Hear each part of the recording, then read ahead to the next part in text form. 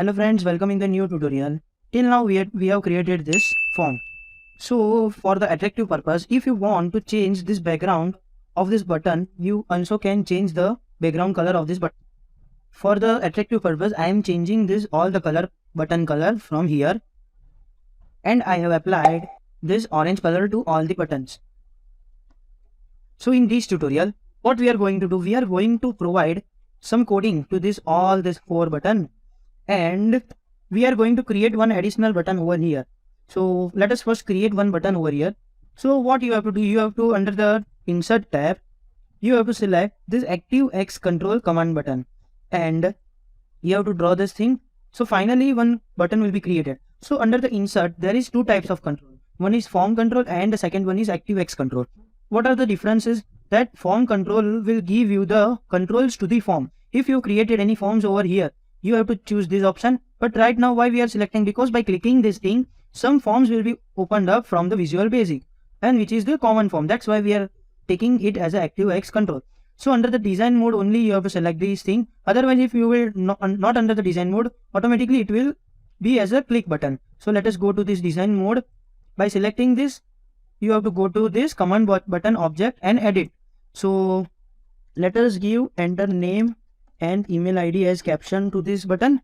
So finally our button has been created, and now we have to assign this sum of code. So by right clicking, you have to go to this view code.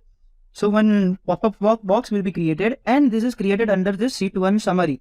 You have to just cross verify this thing because our button is located under the sheet 1 summary.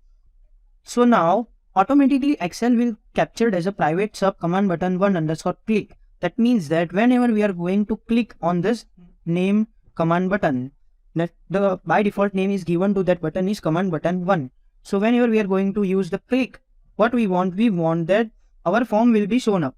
So let us go to this form, and by double clicking we will go to there, and the name is given is user form 1. So remember this, we have to use this thing over here.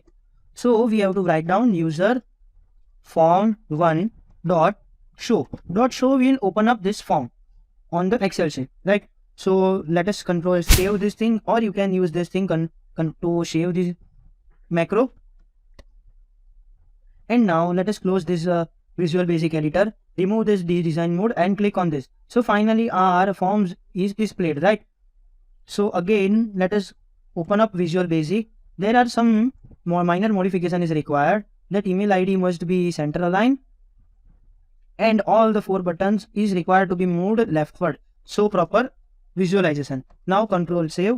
So finally we have created one button to open up this form. Now we are going to assign coding to each of every button. So let us double click this submit button. So it will open up one window under which it is written private sub command button 1 underscore click, because the name is given to it as a command button 1. So what will be done when command button 1 underscore click? That means that whenever the command button 1, that is submit, will be pressed, our form must be, that means that name must be entered to this cell where the last data exists, and an email ID will enter the data to the next cell to the name. So this must be comply.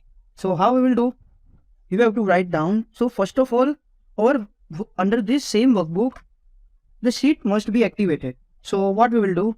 Activate, or we can say active, under this active workbook dot sheets, and the name, sheet name. What is the sheet name? Name and email ID. Let us copy this thing and go to this coding and write down under this sign name and email ID.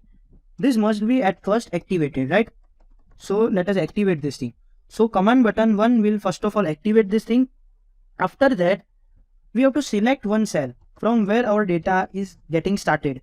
So let us go to our Excel sheet, name and email ID. Our data is started from C2. So this C2 must be select. So under this sheet, our C2 cell must be selected. So now what will do Excel? So Excel will do if, let us give me the logic first. Whenever the data is exist, it must be go to next row. If over here data is exist, then it is must be go to this row. Similar way, it must go to this way. If the data is not available, it has to write down the data over here. So this is the logic which we are going to apply. So let us say that first of all I am writing down this empty, writing down that active cell. That means that our active cell is empty, but we want that it as a false. Whenever we are going to use this if, then we have to write down this then for proper syntax. That means that if our active cell, that means that C2 is empty, but it must not be empty. That means that it is false. This statement is false. Then it has to do offset. It has to move downward, right? So active cell must be offset to one row below, not a column. So first will be the row, second one will be the column. So finally our active cell will be moved over downward. And right now let us end this if. But how much time we have to do this thing? So we have to loop it until is empty cell or is empty active cell is becomes true. That means that whenever our active cell is empty, this syntax becomes true until we have to run this do if and if code. So finally C has been selected. So over here I have done mistakes, spelling mistake. So finally our active cell has been selected. And now under the active cell, what we want? We want to write down the value of text box 1. Text box 1 dot value. Why? Because this is the, let us click over here, this is the text box 1 and this is text box 2. So under the active cell, where the data is not available, we are going to write down text box 1 dot value. And for active cell, now we have to do offset to column, right? So we are going to move to 0, 1, which will be replaced to second column next to that selected cell. And now over here we are going to write down text box 2 dot value. Right now what happened? This cell will be activated until we replaced with this. So we have to give the Excel to some dummy value, and this dummy value again it will be select as a range A1. Again it will be come back to the first cell of the Excel sheet. So finally what we are going to write down over here, and by clicking this command button 1 which is called as submit, automatically it will enter the data to that cell. Let us try this thing. So save, and now we are going to move to summary sheet. Select this, make sure that you are not under this design mode, click on this, and now let's say we are going to add one name, John Parker, let's say, and its email ID parkerjohn@yahoo.com, and let us press submit. See, John Parker is automatically selected over here, and again at the end Excel has selected this A1 cell. So finally you may understand this thing.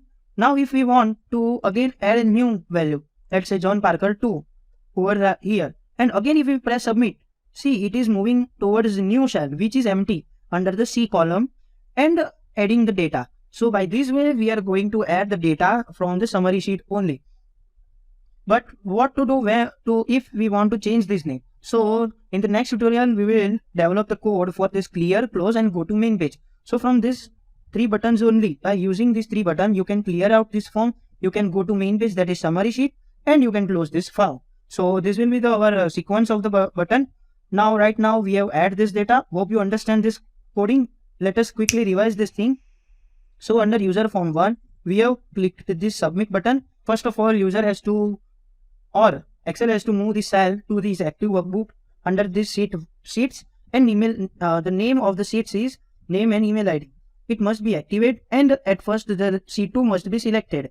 Now Excel has to do, if it is empty, the active cell is empty but the statement is false, then it has to move the cursor to the downward. That means that we have provided one offset. This loop must be run until the active cell becomes empty, and this statement must be complied true. So finally active cell is selected as which is empty, and it will add the text box 1 dot value, and by doing offset to the column it will add text box 2 value, and again Excel will select range A1.